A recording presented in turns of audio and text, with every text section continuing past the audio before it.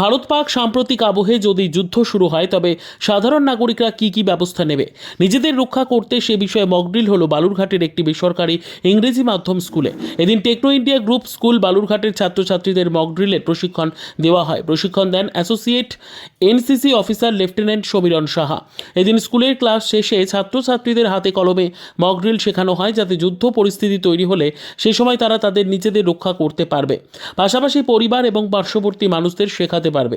NCC প্রশিক্ষক lieutenant সমীরণ সাহা জানান, কেন্দ্রীয় স্বরাষ্ট্র মন্ত্রক দেশের বিভিন্ন স্থানে 7 তারিখে মক ড্রিলের নির্দেশ দেয়। এদিন এনসিসির তরফ থেকে এই স্কুলের ছাত্রছাত্রীদের যুদ্ধ পরিস্থিতিতে নিজেদের কিভাবে রক্ষা করতে হবে তা শেখানো হয়।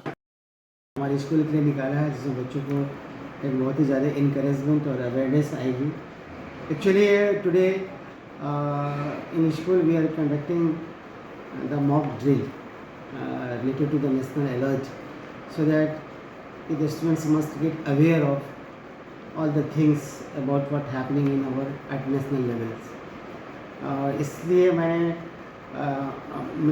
लेफ्टिनेंट सिमरन साहा को भी बुलाया है, जिन्हें इनके बारे में काफ़ी अच्छी जानकारी है और बच्चों को जो है सो ये बहुत ही इफ़ेक्टिव वे में बच्चों को ये बता सकते हैं। बेसिकली एक अवेयरनेस प्रोग्राम है ये, जिसमें कि बच्चों को जो है सो ये बताया जाएगा कि आप किसी इमरजेंसी में आ जाते हो तो अपने आप को किस तरह से जो है सो सेफ एंड सिक्योर कर सकते हो। ব্যুরো রিপোর্ট, উত্তর বাংলা সংবাদ।